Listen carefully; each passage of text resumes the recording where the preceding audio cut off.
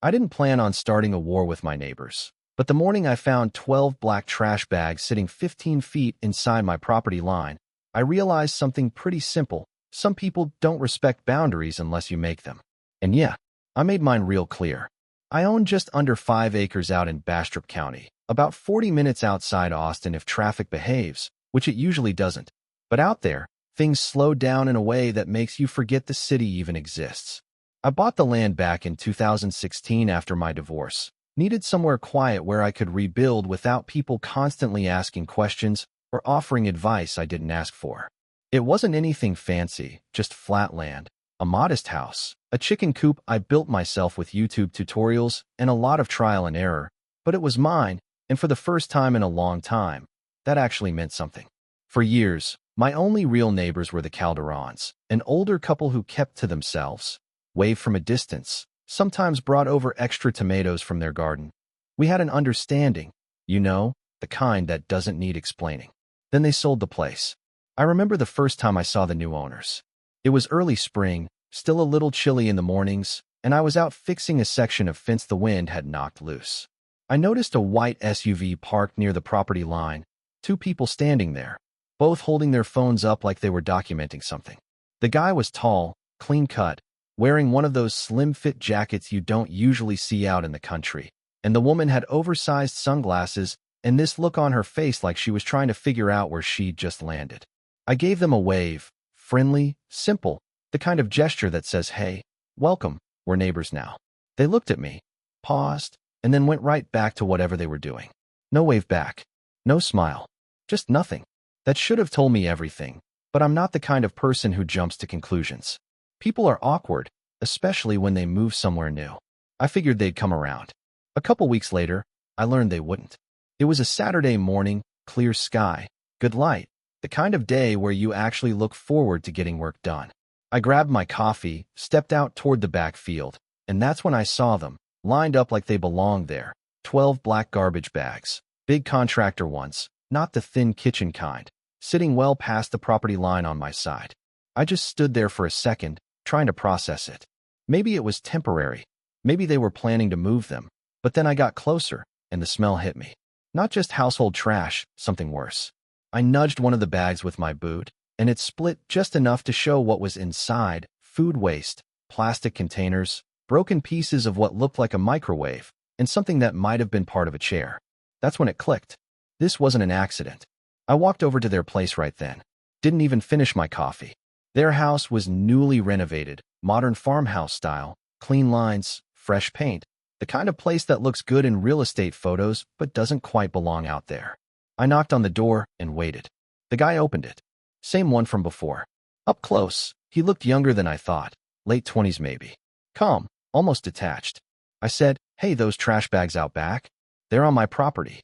He didn't even hesitate, just shrugged slightly and said, "We figured that area wasn't really being used." I remember staring at him for a second, trying to decide if he was joking. "It's being used," I said. "It's called ownership." He exhaled like I was inconveniencing him. "Look, it's just temporary. We're doing some cleaning." I nodded slowly, not because I agreed, but because I was trying to keep the situation from escalating. "That's fine, but you don't dump it on someone else's land. There's a county disposal site about 10 miles down the road." He didn't respond, just gave a small, tight smile, and then closed the door. No apology, no acknowledgement, just done. I stood there for a moment, listening to the latch click, feeling that familiar pressure building in my chest, the kind that tells you this isn't over, not even close.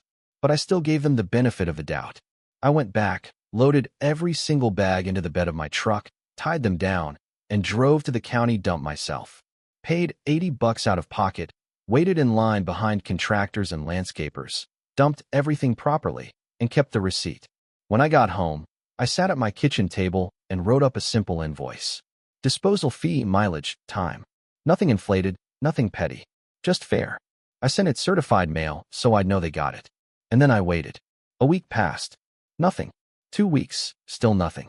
By the 3rd week, I'd almost convinced myself they'd realized their mistake and decided not to push it further. That illusion didn't last long.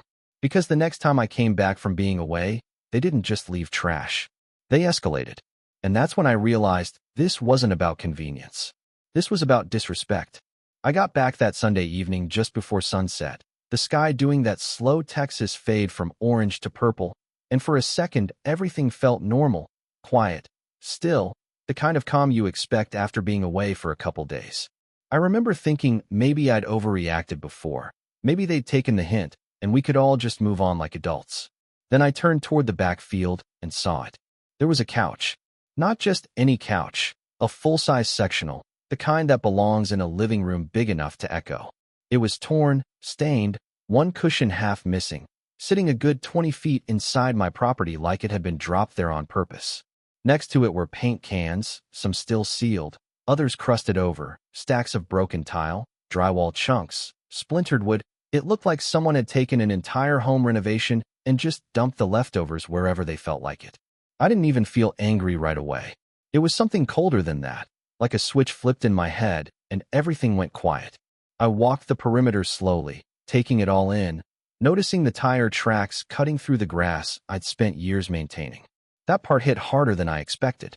It wasn't just trash anymore. They'd driven onto my land like it didn't matter, like it belonged to them. I pulled out my phone and started taking pictures. Not just a few dozens. Wide shots, close-ups, angles that showed exactly where the property line was, the damage to the ground, the depth of the tracks. I even walked back to my fence posts and got those in frame, just to make sure there was no room for confusion. Then I called Frank. Frank's been my lawyer for years, but more than that, he's the kind of guy who's seen just about every version of human stupidity you can imagine. Retired county prosecutor, late 60s, speaks slow, thinks fast, and doesn't waste words. He picked up on the second ring. "You sound like you're about to tell me something I'm not gonna like." "Illegal dumping," I said. "And this time, it's not small." I sent him the photos while we were still on the phone. There was a pause, longer than usual. Then he let out a low whistle. "Yeah, that's not a misunderstanding. That's deliberate. What are my options?" "Plenty," he said. "But the question is, how far do you want to take it?" I looked out the window at that couch sitting in my field like it owned the place. "As far as it needs to go." Frank didn't argue. "All right, we'll start with a formal notice. Document everything. Don't touch anything else for now." The letter went out the next morning. Clear language, no fluff. Cease and desist, removal demand, notice of potential legal action for trespassing, illegal dumping, and property damage. It gave them a deadline. Their response came 5 days later. Not from them, from a law firm in California. I remember opening the envelope at my kitchen counter, already knowing it wasn't going to be simple. The letter was polished, confident, the kind of tone that assumes it's already won. It claimed the property boundary was unclear, that their clients had been utilizing unoccupied adjacent land in good faith, and that any claims of wrongdoing were premature and unsupported. I actually laughed, not because it was funny, but because of how predictable it was. Good faith. That phrase stuck with me, because there's a difference between not knowing and not caring. Frank didn't laugh when I sent it to him. "They're setting up a defense," he said. "But it's weak. We've got survey records. We've got documentation. They're hoping you back off." "I'm not backing off." "I didn't think you would," he replied. "Then we file." And just like that, it became official. Trespassing. Illegal dumping. Property damage. We put a number on it too, $12,000. Cleanup costs, land restoration, legal fees. Not exaggerated, just enough to make a point. The hearing was scheduled 3 weeks out. 3 weeks is a strange amount of time. Too short to forget about something, too long to sit still. At first, I tried to go about my normal routine, feed the chickens, check the irrigation lines, keep things running like nothing had changed. But every time I looked out toward that section of land, saw that pile sitting there, it reminded me. This wasn't just about trash anymore. It was about lines. About the kind you draw in the dirt, and the kind people think they can cross if you don't push back. And somewhere in those 3 weeks, I stopped thinking about just winning the case. I started thinking about making sure they understood exactly what they'd done. The idea didn't come all at once. It built slowly, piece by piece, like most things that end up maturing. It started with a simple thought. If they claimed it was their property, their materials, their right to use that space, then none of this was trash, right? It was theirs. And if it was theirs, then it didn't belong on my land. So where did it belong? Back with them. I drove into town the next day and bought 10 heavy-duty plastic storage bins. Clear ones, the kind you can see through, with locking lids. Then I went back the following day and bought 10 more. By the end of the week, I had 50 of them stacked in my garage. It probably looked excessive to anyone else, but to me, it made sense. If I was going to do this, I was going to do it right. I put on gloves, grabbed a notepad, and started sorting. Every piece of debris they'd left behind got handled individually. Trash in one category, construction materials in another, furniture components separated and grouped. Paint cans stayed upright, sealed ones apart from the leaking ones. Broken tiles stacked carefully so they wouldn't shatter further. It took hours each day, longer than I expected. There's something about going through someone else's mess that gives you a strange window into how they live, what they throw away, what they don't value. I didn't enjoy it, but I paid attention, and I documented everything. Each bin got a number. Each number got a list. Photos for every stage, before, during, after. Angles that showed contents clearly. No guesswork. No ambiguity. By the second week, my garage looked like a storage facility. Rows of identical containers, each one holding a piece of the problem they'd created. Frank stopped by one afternoon, took a look, and just shook his head slowly. "You're serious. I told you. I'm not backing off." He walked between the rows, glanced at the labels. "You know the court's going to handle this, right?" "Yeah," I said. "But this isn't for the court." He gave me a look, the kind that says he understands more than he's going to say out loud. "Just make sure you stay on the right side of the law." I always do. By the time the third week rolled around, everything was ready. All that was left was delivery, and I knew exactly when it needed to happen. The day before the hearing. Because sometimes, timing is the difference between making a point and making an impact. The night before the hearing, I didn't sleep much, not because I was nervous about court. That part was straightforward. We had the evidence, the records, the timeline. It was everything leading up to it that kept replaying in my head. The conversations, the shrug at the door, that phrase. Good faith. I kept thinking about how easily people say things like that when they don't expect consequences. By 5:30 a.m., I was already up, coffee in hand, standing in the garage looking at those 50 bins lined up like they were waiting for instructions. The air was cool, quiet, the kind of morning where every sound carries a little further than usual. I remember thinking, this is probably the moment where most people would second-guess themselves. I didn't. I rented a box truck the day before, nothing fancy, just big enough to hold everything in one trip. Loading took longer than I expected. Those bins weren't light, especially the ones filled with tile and soaked materials, but I moved steady, one after another, stacking them tight so nothing shifted. By the time I closed the back door, the sun was just starting to come up. The drive over was short, quiet. No music, no distractions, just the hum of the engine and that steady sense that things were about to come full circle. I pulled up to their house a little after 6 a.m. No cars in the driveway, which meant they were probably still inside or asleep. The place looked the same as always, clean, polished, untouched by the mess they'd created just a few hundred feet away. I backed the truck up slowly, lined it up with their front walkway, and killed the engine. For a second, I just sat there. Not angry, not rushed, just certain. Then I got out and opened the back. The first bin came down easy, set it right at the edge of their porch. Then another, and another. Each one placed carefully, not thrown, not scattered. I wasn't there to make a scene. I was there to make a statement. By the 10th bin, the pattern started to take shape. By 20, their front path was narrowing. By 30, there was no clear way to the door without stepping over something. I kept going. 40, 45, 50. By the time I was done, their entire front porch and walkway were filled, rows of clear containers stacked just high enough to block entry, but stable enough not to tip. You could see everything inside them, the tiles, the trash, the broken pieces of whatever they decided didn't matter. And now, it was all right where it belonged. I closed the truck, stepped back, and took a few photos. Not for satisfaction, for documentation. Same as before. That's when the front door opened. The guy stepped out first, still in a t-shirt, clearly not expecting what he was seeing. He froze halfway through the doorway, eyes scanning the bins, trying to make sense of it. "What the hell is this?" he snapped. I didn't raise my voice. "Your property." The woman came up behind him, wrapped in a robe, looking from me to the bins and back again. "You can't just do this." I tilted my head slightly. Can't I? He stepped forward, careful not to knock anything over. This is harassment. No, I said, calm and steady. Harassment is dumping your renovation debris on someone else's land twice. His jaw tightened. We told you, the boundary is clearly defined. I cut in. County records, survey maps, you've seen them. For a second, neither of them said anything. Just stood there, boxed in by their own decisions. Then he pulled out his phone.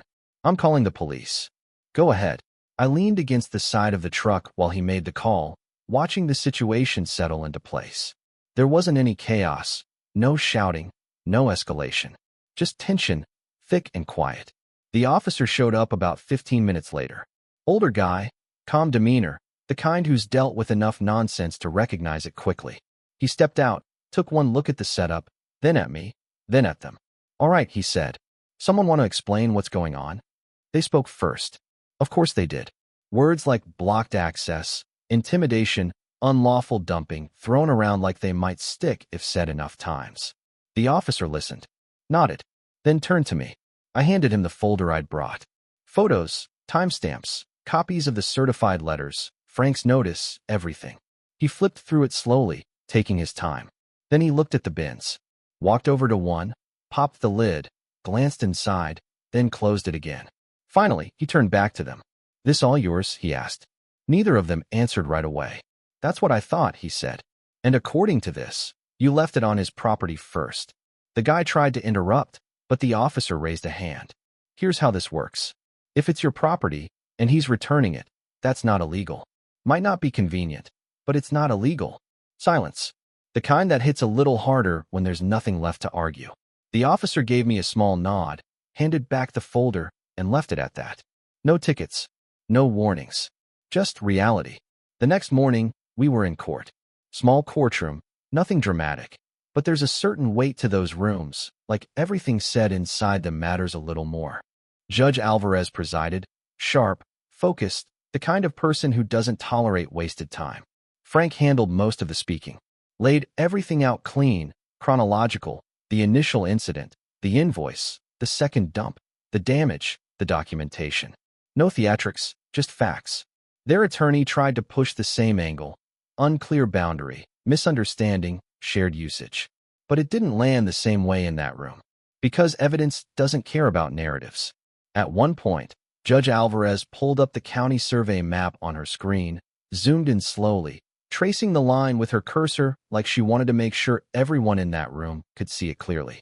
This boundary, she said, is recorded, surveyed, and marked. There is no ambiguity here. She looked up at them. You entered his property, and you left materials there more than once. There wasn't much left to say after that. The ruling came quick. $12,000 in damages. Cleanup costs, land restoration, legal fees. On top of that, they were ordered to pay for a professional survey to be physically marked with permanent boundary indicators. Clear. Final. Done. When we walked out of that courtroom, Frank gave me a small smile. You made your point. I nodded, but the truth is, it didn't feel like victory the way I thought it would. Don't get me wrong. I wasn't unhappy with the outcome. They were held accountable. The line was drawn, literally and legally. But standing there, watching them on the other side of the hallway, arguing quietly with their attorney, I realized something. This whole thing, it didn't have to happen. All it would have taken was a conversation. A little respect. Maybe even just a simple, hey, we messed up. But some people don't do that. They push and push until someone pushes back harder. I drove home that afternoon, pulled into my driveway, and for the first time in weeks, the back field was clear again. No trash, no tracks, just open land stretching out the way it always had. I stood there for a while, just looking at it. Peaceful, but different. Because once something like that happens, you don't really see things the same way again. You start paying closer attention. You set firmer boundaries. You stop assuming people will do the right thing just because it's obvious. And maybe that's the real lesson in all of this. Not about revenge, not even about winning. Just knowing where your line is. And being willing to stand on it. So I'm curious, what would you have done? Would you have handled it quietly, let it go, avoided the conflict altogether? Or would you have done exactly what I did and made sure they never crossed that line again? Drop your thoughts in the comments. Because out here, where there's no HOA, no fences sometimes, no one watching. The only thing that really protects what's yours is whether you're willing to defend it.